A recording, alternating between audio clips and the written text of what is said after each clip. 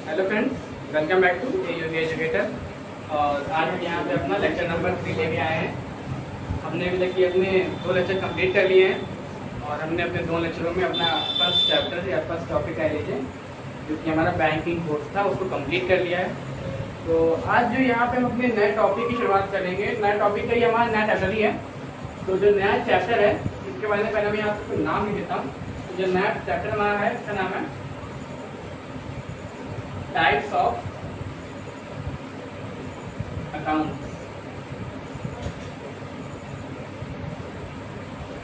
ठीक है, तो टाइप्स ऑफ अकाउंट्स में और फिर टाइप्स ऑफ अकाउंट्स कह लीजिए या फिर इसका deposit in bank,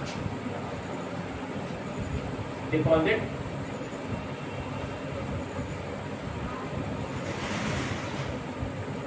in bank, ये पूरा हमारा चैप्टर का हमारे नाम। ठीक है, टाइप्स ऑफ अकाउंट और फिर डिपॉजिट इन बैंक, मतलब कि हमारे अकाउंट कितने प्रकार के होते हैं ये चीज़ हम पढ़ेंगे। बैंक में डिपॉजिट कैसे किया जाता है ये चीज़ हम पढ़ेंगे। और इसी टॉपिक के अंदर मैं आपको ये बताऊंगा कि जो अभी तक की हमारे सरकार द्वारा विभिन्न प्रकार की योजनाएं चलाई जा रही हैं उन योजनाओं के बारे में खुली मैं आपको हर तरीके से बताऊंगा कि किस योजना में अंतर्गत क्या आता है, उसकी क्या फैसिलिटीज़ हैं और किस तरीके के लोग उसको किस तरीके से यूज़ कर सकते हैं। तो फिर मैं अपने यहाँ पे इस चैप्टर का जो हमारा पहला टॉपिक है, जो हमारा पहला अकाउंट हम यहाँ पे चालू करेंगे। तो यहाँ पे फर्स्ट नंबर पे हम यहाँ पे स्टडी करेंगे डोरमेंट अकाउंट के बारे में। आप में से बहुत से लोग ऐसे होंगे जिसने इसके बारे में नहीं सुना होगा, क्योंकि ये हमारा पहला अकाउंट है। तो देखिए, अभी तक की वैसे तो आप लोगों ने नॉर्मली सेविंग अकाउंट के बारे में जानते होंगे और क्या नाम जो सेविंग अकाउंट होता है या फिर बाकी जो अकाउंट होते हैं उसमें, लेकिन जो पहला हमारा अकाउंट है ये है हमारा डोरमेंट अकाउंट। मैं देखता हूँ कि डोरमेंट अकाउंट क्या होते हैं। तो ये डोरमेंट अकाउंट तब बन जाता है कि मान लीजिए आपका SBI में कोई खाता है या फिर किसी भी बैंक में कोई खाता है, लेकिन आपने उसमें जो आपकी बैंक है उसमें आपने कोई 2 साल तक की किसी भी प्रकार का कोई लेन देन नहीं किया है, ना तो कुछ जमा किया है ना ही कुछ निकाला है, तो वो आपका अकाउंट जो होगा वो सीज कर दिया जाएगा। तो जो सीज अकाउंट होगा आपका वो आपका कहलाएगा डोरमेंट अकाउंट। तो मैं यहाँ पे लिख देता हूँ, इसमें बताया आपको कि इफ नो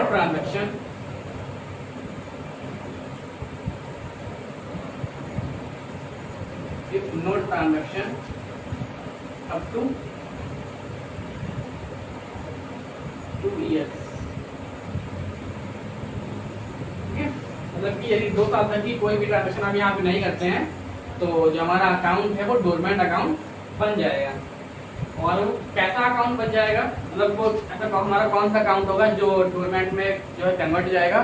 तो मैं बता दूं आपको कि जो हमारे 2 तरीके के अकाउंट होते हैं ना, जैसे कि सेविंग्स और क्या नाम, एक हमारा करंट अकाउंट होता है, एक होता है हमारा सेविंग अकाउंट। जो दोनों ही अकाउंट होते हैं ना, वो दोनों ही, अगर आप दोनों ही अकाउंट में अगर 2 साल तक कुछ भी नहीं करते हैं लेन देन, तो ऐसा नहीं कि खाली सेविंग्स में उसमें हो जाएगा या फिर खाली करंट में ऐसा हो जाएगा। दोनों में ये इफेक्ट होता है कि अगर आप कुछ नहीं करते हैं तो वो आपको सीज कर देंगे। तो मतलब कि saving and current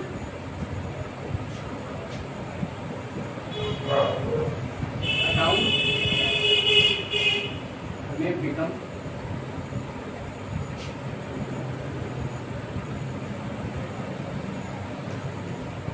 dormant account. समझ में आ गई आपको कि जो डोरमेंट अकाउंट होता है उसमें, मतलब एक रीजन का बताता हूँ। तो डोरमेंट अकाउंट है उसमें अगर हम 2 साल तक की किसी प्रकार का कोई लेन देन नहीं करते हैं तो जो हमारा अकाउंट है वो सीज कर दिया जाएगा। और सीज अकाउंट को हम कहेंगे कि जो अकाउंट है वो डोरमेंट अकाउंट हो गया है। उसकी कंप्लेंट लेकर जब अपनी बैंक में जाएंगे कि ऐसा क्यों हो गया है, उसका रीजन जानेंगे या तो आपको बताएंगे। तो आप उनसे यही कहेंगे, तो आपको जो वहाँ पर बैठा होगा बैंक में वो आपसे यही बताएंगे कि आपका अकाउंट किस वजह से डोरमेंट कर दिया गया है, सीज कर दिया गया है। और जो सेविंग अकाउंट होते हैं लोगों के या करंट अकाउंट होते हैं लोगों के, वो दोनों ही इसमें कन्वर्ट हो जाते हैं अगर आप 2 साल तक की कोई भी ट्रांजेक्शन नहीं करते हैं। तो ये हमारा पहला अकाउंट है, इसको अच्छे से आप नोट कर लीजिए। इसके बाद मैं अपने आगे के बताता हूँ आपको कि आगे के कौन से अकाउंट लिख लीजिए अच्छे से।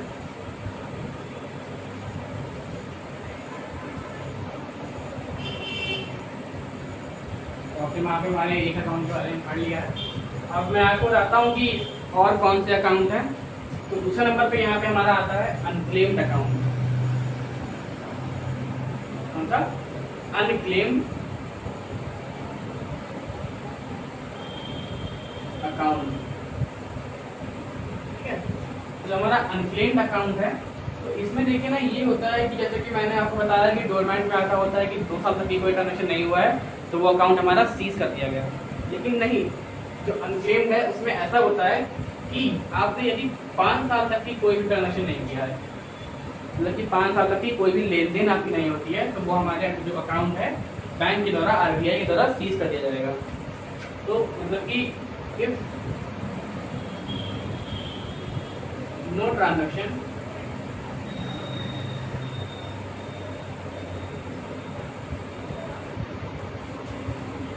up to 5 years,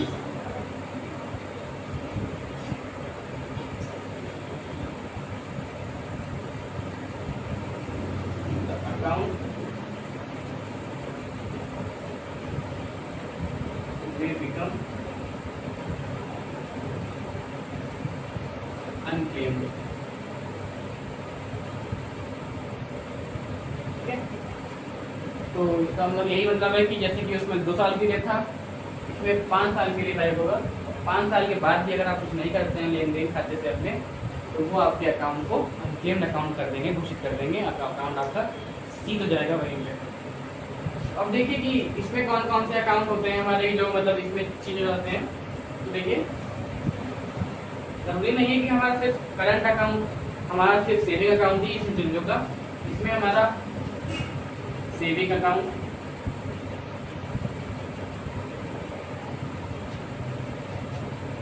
current account,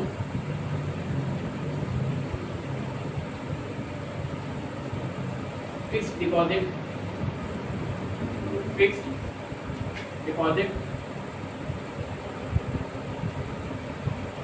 और जो बाकी के जैसे कि अन्य चीजें करवाई जाती हैं, जैसे कि रीजनिंग इंश्योरिंग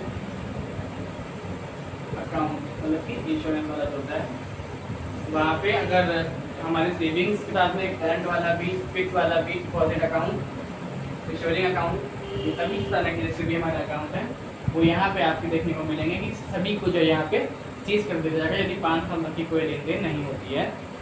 तो ये अक्सर काफ़ी कंफ्यूजन होता है ना कि कौन से में 5 साल का था, कौन से में 2 साल का था। तो ये मैं आपको बार बार चीज़ रिपीट कर रहा हूँ कि अनक्लेम्ड में 5 साल के लिए और डोरमेंट में 2 साल के लिए। तो देखते हैं यहाँ पे इसका अगला, तो देखिए जो हमारा अनक्लेम्ड अकाउंट होता है, तो जो आप सोच रहे होंगे कि अगर इसको सीज कर देंगे तो इसमें किसी के अकाउंट में मान लीजिए 10 लाख रुपए है, तो 10 लाख रुपए कहाँ जाएंगे?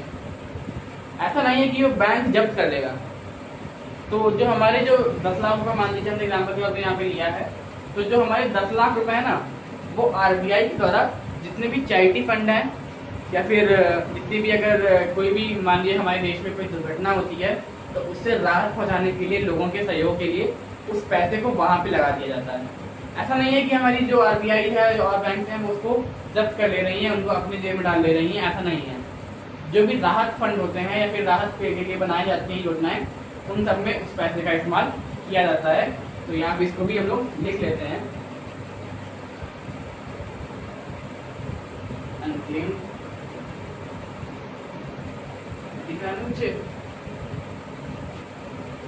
अनक्लेम्ड अकाउंट बैलेंस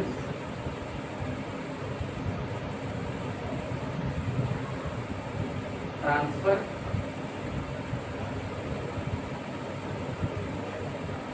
यहाँ पे देखिए नाम है ट्रांसफर डिपॉजिटर डिपॉजिटर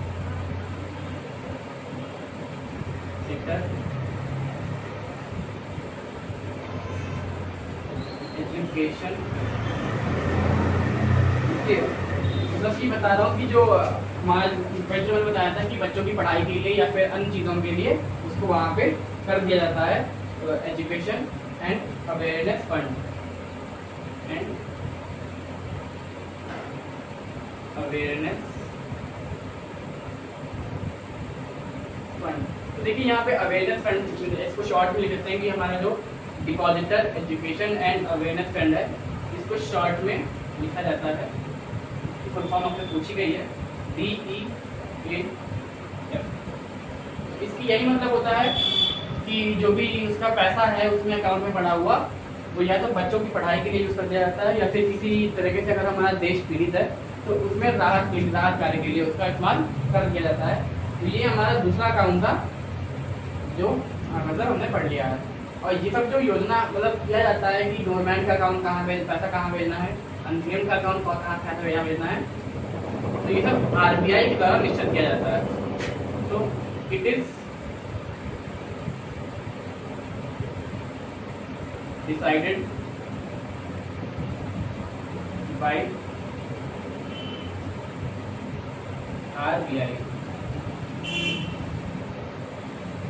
ठीक है, तो ये हमारा यहाँ पे दूसरा हमने अकाउंट के बारे में पढ़ लिया है, अकाउंट। तो इसको भी आप लोग यहाँ पे अच्छे से नोट कर लीजिए पूरा। एक बार क्लियर कर लेते हैं। अनक्लेम्ड अकाउंट, यदि 5 साल तक की किसी तरीके का कोई भी ट्रांजेक्शन हमारे अकाउंट में नहीं होता है तो RBI द्वारा अकाउंट फ्रीज कर दिया जाएगा। Saving account, current account, fixed account, ensuring account, कोई भी किसी जगह हमारा अकाउंट होगा वो इसमें कन्वर्ट हो जाएगा यदि 5 साल तक की कुछ भी नहीं करते हैं हम लोग। अनक्लेम्ड अकाउंट में जितना भी हमारा बैलेंस होगा, मतलब अकाउंट अनक्लेम्ड होने पर जितना भी बैलेंस होगा, उसके बाद में वो अनक्लेम्ड होने के बाद में सारा पैसा या तो बच्चों की पढ़ाई के लिए, मतलब जितने भी अनाथ आश्रम वगैरह होते हैं उन सब में, या चैरिटीज़ में, या फिर जितने भी अगर कोई राहत फंड मतलब राहत कार्य के लिए काम किया जा रहा है तो उसके लिए कर दिया जाता है। और इसका फुल फॉर्म हमारी होती है depositor education and awareness fund. इसको शॉर्ट में DEF, जो कि एग्जाम में ऐसा पूछा गया है, काफ़ी सारी चीज़ पूछी गई है। इसकी फुल फॉर्म क्या होती है, इसके शॉर्ट में क्या बोलते हैं। और ये जो सब कार्य करने की प्रोसेस है ये हमारा निश्चय किया गया है RBI के द्वारा, RBI के द्वारा। ठीक है, तो इसको क्या अच्छे से नोट कर लीजिए पूरा।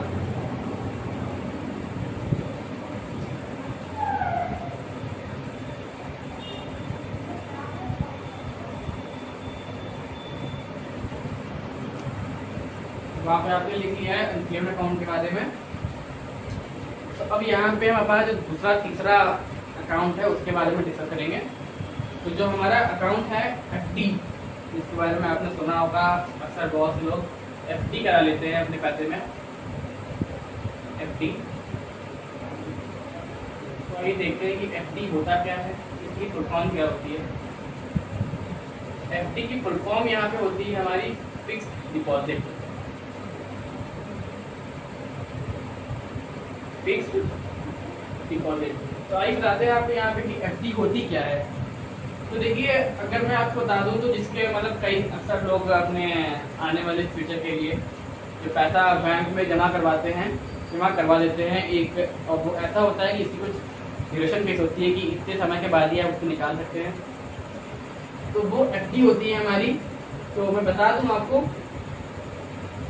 जो FD होती है हमारी, इसकी जो मिनिमम ड्यूरेशन होती है, मतलब कि आप बैंक में यदि पैसे जमा करते हैं तो जिसकी कम से कम बैंक में आपको, अगर आप जा रहे हैं वहाँ के फॉर्म भर रहे हैं, कुछ कर रहे हैं, तो इसकी कम से कम दिन के लिए रखेंगे आप, तब भी आपको 7 दिनों के लिए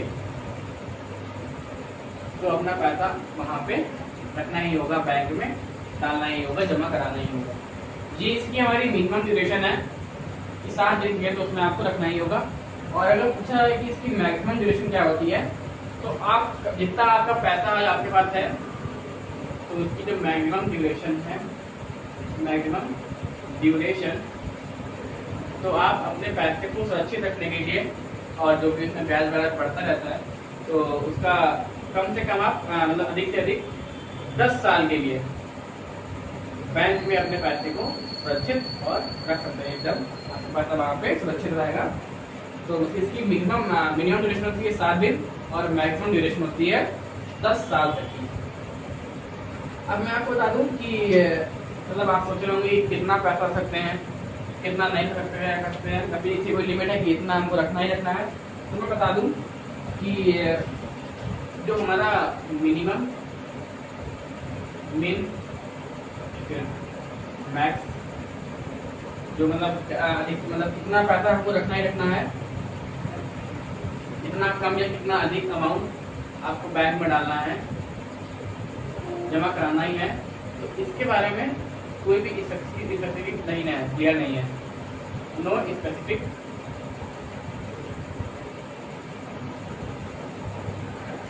नॉट, ठीक है। मतलब कि ये जरूरी नहीं है कि आप 10,000 रुपये करें या फिर इतना करवा दें। तो इसकी कोई भी यहाँ पे लिमिट, नो लिमिट, कोई भी इसकी यहाँ पे लिमिट नहीं है। जितना आपका एक होता है या जितना आपकी रखने की इच्छा होती है आप उतना उससे रखें, किसी प्रकार का आपके कोई शोर नहीं होता है। अब आप जो पैसा बैंक में रख रहे हैं तो उस पर क्या इंटरेस्ट मिलेगा आपको। मान लीजिए आपने 10 साल के लिए रखा है, तो 10 साल के बाद उस पर क्या इंटरेस्ट लगेगा, हर महीने का, हर साल का, ये कौन डिसाइड करेगा। देखिए हमारा अकाउंट हाल में तो मैंने किया, हम अपने हिसाब से कर लेंगे। और ना ही ये ऐसा होता है कि हर बैंक में जो है एक ही रेट फिक्स होता है। तो ये जो रेट ऑफ इंटरेस्ट होता है ना हमारा, ये हमारा प्रत्येक बैंक की प्रत्येक ब्रांच के द्वारा निर्णय लिया जाता है, क्योंकि उनकी अपनी ब्रांच है। जो वहाँ का मैनेजर होगा, जिस उस पर आपका रेट ऑफ इंटरेस्ट लेगा, वो वहाँ की ब्रांच ही डिसाइड करेगी। तो ये जो होता है ये हमारा डिसाइडेड बाय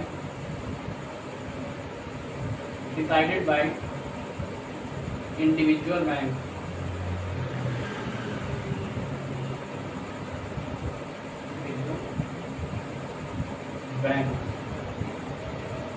ठीक है ना। मतलब कि जितना भी रेट ऑफ इंटरेस्ट रहेगा, मतलब भी ब्याज दर रहेगी हमारी, वो बैंक ही जो है डिसाइड करेगी। तो मैं बता दूं आपको कि जो इसके अगेंस्ट लोन मिल जाता है, मतलब कि इसके अगेंस्ट लोन क्या मिल जाता है कि लोन अगेंस्ट एफडी, समझ में आ रहा है। तो लोन अगेंस्ट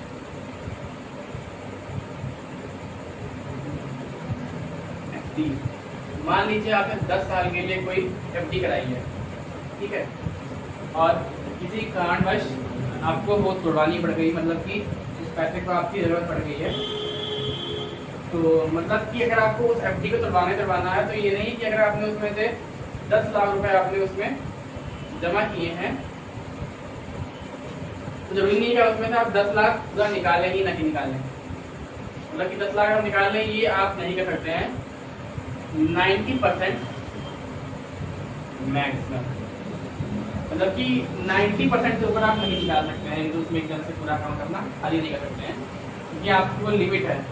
और फिर 10 साल के बाद जो है आपने जितने साल अपना पैसा रखने के बाद उसको निकाल लिया है, जितना बचा है ना, फिर वो वहाँ से काउंट करना स्टार्ट हो जाएगा। मान लीजिए आपने 10 साल के लिए रखवाए 5 लाख रुपए, और फिर आपने 7 साल के बाद 3 लाख रुपए निकाल लिए, जो 2 लाख रुपए बचे हैं ना, वो आखिर के 3 साल के हिसाब से उसमें ब्याज लगेगा। ठीक है, तो ये हमारी एफडी हो गई, जिसमें आप मिनिमम ड्यूरेशन इसकी 7 दिन के लिए होती है। 7 दिन के लिए कम से कम रख सकते हैं, इससे नीचे नहीं रखते हैं। अधिकांशतः मतलब सबसे ज़्यादा अधिकतम इसको 10 साल तक ले सकते हैं अपने बैंक में। जो इसमें क्या मतलब कोई लिमिट नहीं है कि आप कितना पैसा रखें, ये आपके ऊपर निर्भर करता है कि आप कितना रखना चाहते हैं। इंटरेस्ट कितना मिलेगा, ये हमारा बैंक के द्वारा ही डिसाइड किया जाएगा, प्रत्येक बैंक के द्वारा, प्रत्येक बैंक की ब्रांच के द्वारा डिसाइड किया जाएगा। और यदि किसी कारण से आपको एफडी तोड़नी पड़ रही है, तो उसमें से आपको 90% पैसा, अधिकतम मतलब 90% पैसा आपको वापस मिल जाएगा। ठीक है,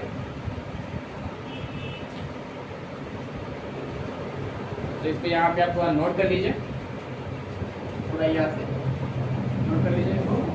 इस पर मैं डालता हूँ यहाँ पे।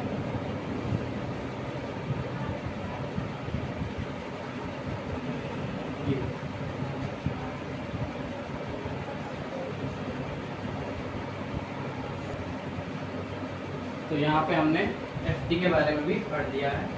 तो जो हमारा अगला अकाउंट है उसके बारे में देखते हैं हम यहाँ पे आरडी।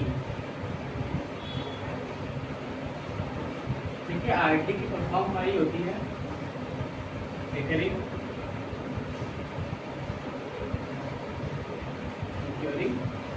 डिपॉजिट। देखिए जो हमारी आरडी होती है ना, एफडी में क्या था कि एक बार पूरा पैसा इकट्ठा जमा कर दिया, इतने साल की जितने साल रखना है हमें, इकट्ठा पैसा वहां पे जमा हो गया। जो आरडी होती है, आरडी में हमारा मंथली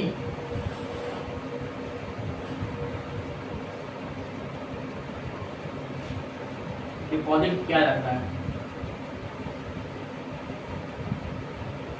आरडी में हमको मंथली डिपॉजिट करना होता है। थोड़ा थोड़ा पैसा जितने हिसाब से आपको करना है, मान लीजिए कि आपने थोड़ा पैसा, मतलब कि आपने अगर मान लीजिए कि रखा है कुछ पैसा कुछ समय के लिए, तो आपको इकट्ठा ही जमा करना है। जितना अकाउंट आपने वहाँ पे सेट करवाया है ना, जितना अमाउंट वहाँ पे सेट करवाया है आपने, उसमें धीरे धीरे कुछ पैसा कुछ करके कुछ करके आपको वहाँ पे मंथली अपना जमा करके उतनी पूर्ति करनी है। ठीक है, तो इसमें हमारा जो मिनिमम ड्यूरेशन होती है या फिर हमारी कह लीजिए मैक्सिमम ड्यूरेशन होती है, तो देखते हैं जो हमारी मिनिमम ड्यूरेशन होती है, तो मिनिमम ड्यूरेशन जो हमारी होती है इसमें होती है 6 महीने की, 6 मंथ्स। मतलब कि 6 महीने के लिए तो आपको आरडी करनी ही करनी है, इससे कम के लिए नहीं होगी। ठीक है, और कोई भी पैसा जमा करेगा तो ऐसा नहीं करेगा कि इसने 10 दिन के लिए पैसा जमा किए फिर निकाल ली, तो कोई मतलब ही नहीं होता है। तो मतलब कि 6 महीने के लिए आपको आरडी करना कंपलसरी है। अगर आप करा रहे हैं तो 6 महीने के लिए, कम से कम 6 महीने के लिए आपको कराना होगा। तो इसका हमारा मैक्सिमम ड्यूरेशन देखते हैं। तो हमारा मैक्सिमम ड्यूरेशन है इसका,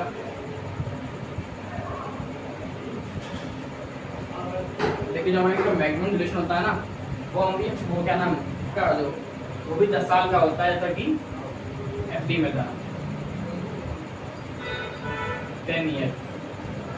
मतलब कि 10 साल करके कुछ 10 साल में आप अपनी धीरे धीरे करके मंथली कुछ किस्तें आप भरते रहिए, आपकी आरडी वहाँ पे चलती रहेगी। तो जो आपका अब बात होती है कि इसमें आप कम से कम कितना पैसा रख सकते हैं आरडी में, मतलब कि मंथली आप कितना जमा कर सकते हैं कम से कम, यहाँ पे कम से कम की बात हो रही है। तो आपको मिनिमम अमाउंट आरडी में, अमाउंट आरडी में कम से कम 500 रुपये पर मंथ जमा करना कंपलसरी रहेगा। मतलब कि 6 महीने का अगर आपने कराई है तो आपको पर महीने पर मंथ 6 रुपये का नाम 500 रुपये जमा करने रहेंगे यहाँ पे। अब देखिए इसमें मैक्सिमम ड्यूरेशन क्या होगी हमारी, तो देखिए ये है हमारी मैक्सिमम अमाउंट रखने की, मतलब मैक्सिमम अमाउंट रख सकते हैं हम यहाँ पे ना। तो देखिए मिनिमम 500 का है हमारा, और जो हमारा मैक्सिमम अमाउंट है इसमें भी वही चीज़ है कि नो स्पेसिफिक लिमिट। मतलब ये आप निर्भर करता है कि आप कितना रखना चाहते हैं, कोई प्रेशर नहीं आप पे होता है। अगर आप करा रहे हैं तो जितना आप रखना चाहते हैं उतना रखिए, कोई यहाँ पे प्रेशर डल रहा है। जब इसमें भी डेट ऑफ इंटरेस्ट होता है ना, डेट ऑफ इंटरेस्ट, ये भी हमारा इंडिविजुअल बैंक के द्वारा ही तय किया जाता है, जैसा कि हमारा एफडी में था। बैंक, जो इंडिविजुअल बैंक होती है वो हमारा तय करती है कि आपको मंथली इसके हिसाब से क्या आपको ब्याज मिलेगा। ठीक है, तो हमने एफडी पढ़ ली है अपने आज के लेक्चर में, आरडी पढ़ ली है, अपने डोरमेंट अकाउंट पढ़ लिया है हमने अपना आज के लेक्चर में, अनक्लेम्ड अकाउंट के बारे में जान लिया है। तो मतलब आज हमने काफ़ी कम समय में अपना 4 अकाउंट के बारे में पढ़ लिया है। और हमने आज ही अपना नया टॉपिक चालू किया था, नया चैप्टर चालू किया था, टाइप्स ऑफ अकाउंट्स या फिर डिपॉजिट इन बैंक। तो टाइप्स ऑफ अकाउंट्स में हमने आज 4 प्रकार के अकाउंटों के बारे में अपना डिस्कशन कर लिया है। तो आशा करता हूँ कि जो भी मैंने आपको समझाया है आपको अच्छे समझ में आया होगा। तो अगर आप या कोई भी डाउट है तो आप कमेंट में पूछ सकते हैं, और अगर आपने अभी तक ही हमारे चैनल सब्सक्राइब नहीं किया है तो प्लीज़ कर लीजिए, लाइक और शेयर कर दीजिए, बेल आइकन को दबा लीजिए ताकि आपको हमारी वीडियो मिले सबसे पहले। इसी के साथ मैं अपने लेक्चर नंबर 4 में कल आपको मिलूँगा, और जो हमारे बाकी के बचे हुए अकाउंट है उसके बारे में हम डिस्कस करेंगे। तो ठीक है, यहाँ भी चीज़ लेक्चर खत्म करते हैं। Thank you, thanks for watching. इसको आप नोट कर लीजिएगा पूरा।